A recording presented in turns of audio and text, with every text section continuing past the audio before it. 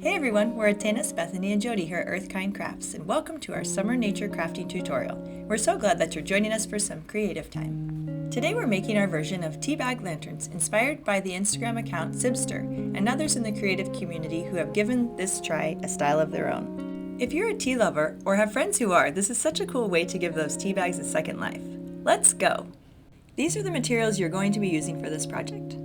First of all, you're going to need some tea bags. We're using 8. 2 for each panel. You're going to need wooden sticks for the frame. Have a bowl of water for flattening the tea bags. You're also going to want a smooth, non-stick surface to work on. For decoration, have a selection of dried flowers and leaves. For this project, the thinner and flatter the better. You'll need glue. We use nori paste made by Yasumoto and Elmer's glue for the panels. Other options are listed. You'll also need a glue gun to help secure a sturdy frame. We have a paintbrush and a pencil. And lastly, we also have a pair of garden shears to cut our sticks to size. Okay, let's get making. First, we're going to open up our tea bags. Take into account that different brands will come in different sizes when the bags are opened up, so that will affect the size of your lantern. As mentioned, when talking about our materials, we're using 8 tea bags for the 4-paneled lantern, but you could try different shapes and adjust the number accordingly. You may also have to adjust your method of opening up your tea bags depending on how they're designed. These are just folded and stapled, but if you have the type that are fused along the edges, you'll have to cut them open and make sure they're trimmed to be the same size. You can open up the bags by submerging them in water and rinsing out the tea, or do as we did and empty the tea leaves into another container to save for later. Then we place our bags in the water to remove the creases and make them more pliable to work with. Once all your bags are opened up and ready to go, lay half of them out on your silicone mat or whatever surface you're using, smoothing and flattening the wrinkles as best you can. You could also do this one at a time, but since we have the room, it's nice to see them next to each other to compare the composition of each panel as we go.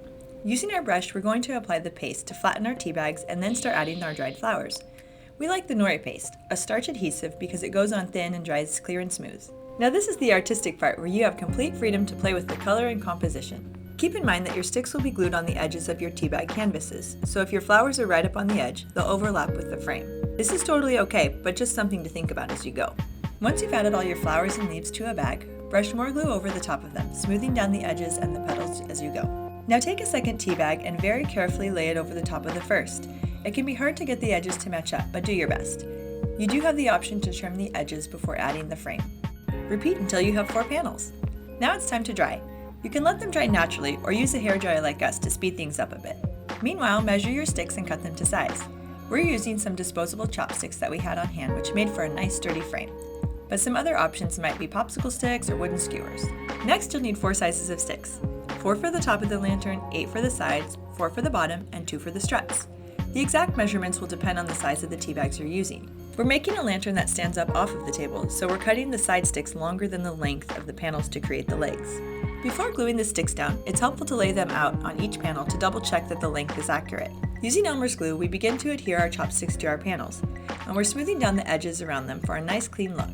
Once we finish framing our 4 panels, we're going to put our hairdryer to use again and help that glue dry faster. Now for the trickiest part, gluing the frame together.